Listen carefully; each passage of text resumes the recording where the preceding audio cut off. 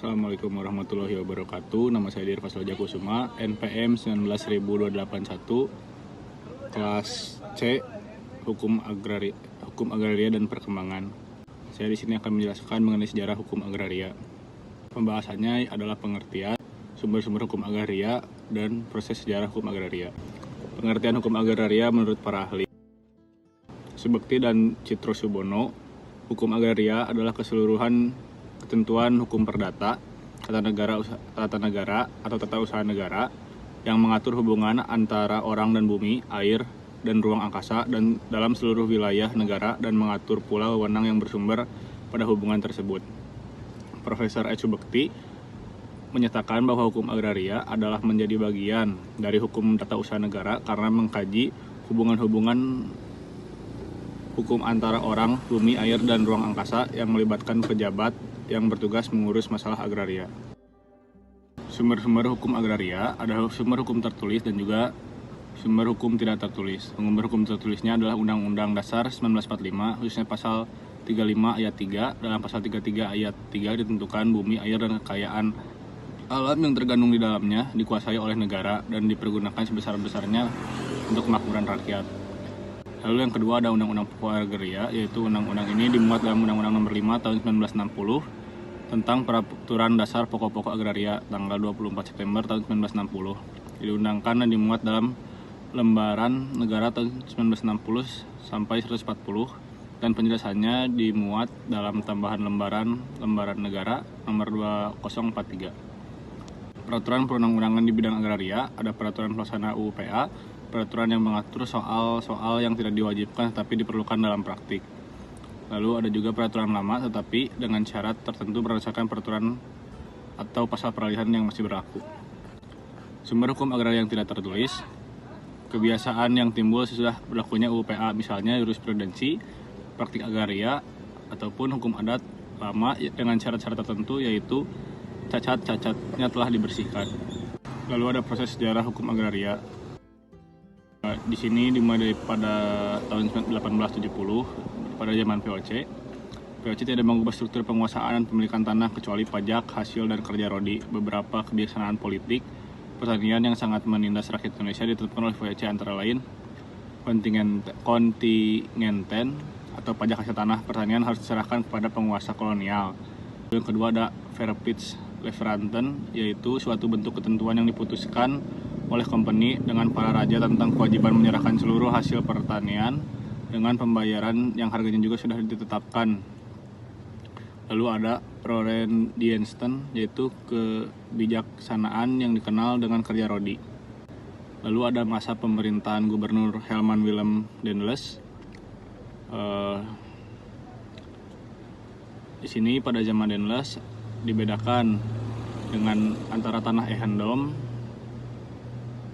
yaitu hak-hak pada pemiliknya yang bersifat kenegaraan yang disebut Loonherlijksrechten atau hak pertuanan. Hak pertuanan misalnya hak untuk mengangkat atau mengesahkan kepemilikan serta memberhentikan kepala-kepala atau kampung desa, hak untuk menuntut kerja paksa, hak untuk mengadakan pungutan-pungutan, hak untuk mendirikan pasar, hak untuk memungut biaya pemakaian jalan dan penyeberangan, dan hak untuk mengharuskan penduduk 3 hari sekali memotong rumput.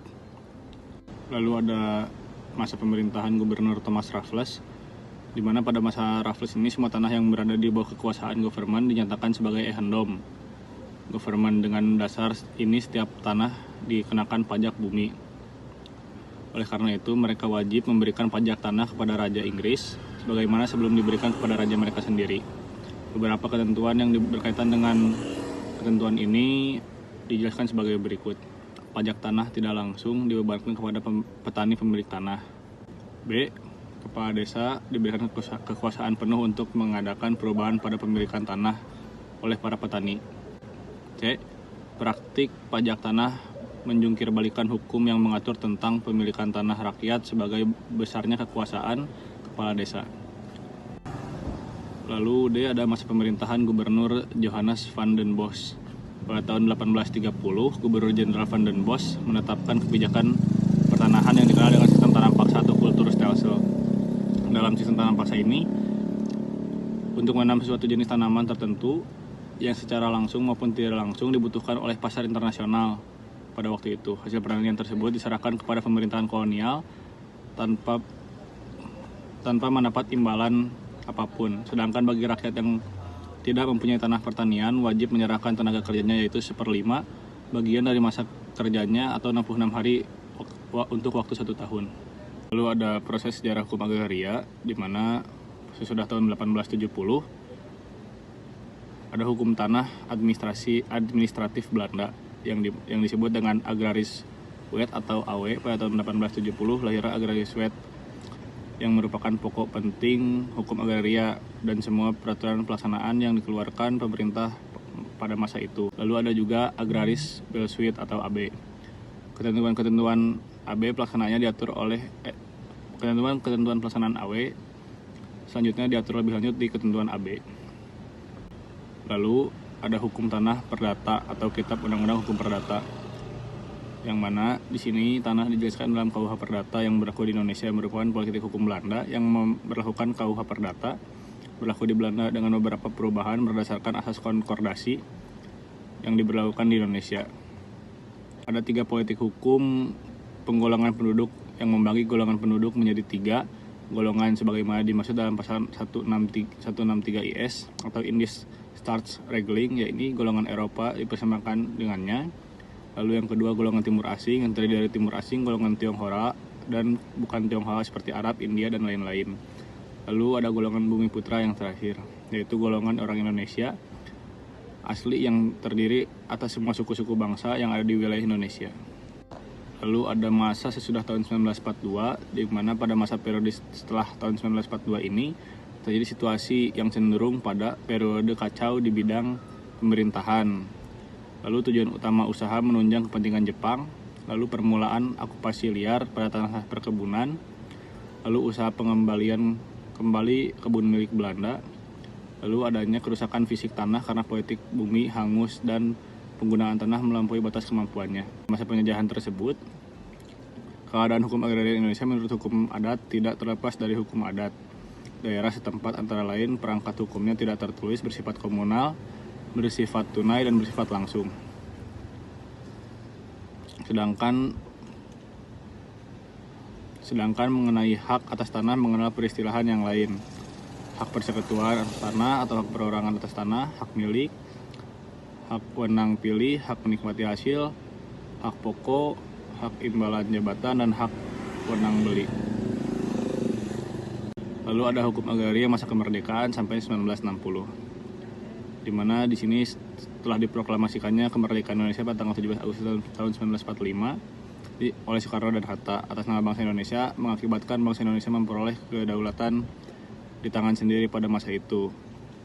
Pendudukan tanah oleh masyarakat sudah menjadi hal yang sangat kompleks karena masyarakat yang belum berkesempatan menduduki tanah perkebunan dalam waktu singkat berusaha untuk menduduki tanah. Sejak pengakuan kedaulatan oleh Belanda atas negara Indonesia, barulah pemerintah mulai menata kembali pendudukan tanah oleh rakyat dengan melakukan hal-hal berikut, yaitu mendata kembali beberapa luas tanah dan jumlah penduduk yang mengusahakan tanah-tanah perkebunan, lalu pendudukan tanah perkebunan yang hampir dialami oleh semua perkebunan perkebunan. Lalu ada pemakaian tanah perkebunan, lalu juga ada pemakaian tanah-tanah oleh rakyat. Lalu ada beberapa cara untuk mencegah pendudukan kembali tanah perkebunan oleh rakyat.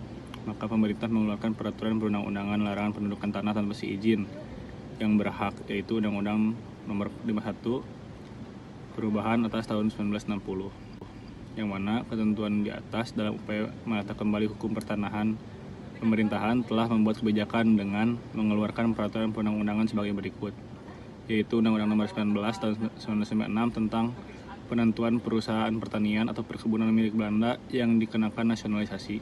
2. Ada Undang-Undang Nomor 28 tahun 1956 tentang pengawasan terhadap pemindahan hak atas tanah perkebunan. 3. Ada Undang-Undang Nomor 29 tahun 1956 tentang peraturan pemerintah dan tindakan-tindakan mengenai tanah perkebunan. Juga yang terakhir ada ketentuan lain yang menyangkut pemakaian tanah-tanah milik warga negara Belanda yang kembali ke negerinya. Sekian dari saya. Terima kasih. Mohon maaf bila banyak kekurangan dan kesalahan. Assalamualaikum warahmatullahi wabarakatuh.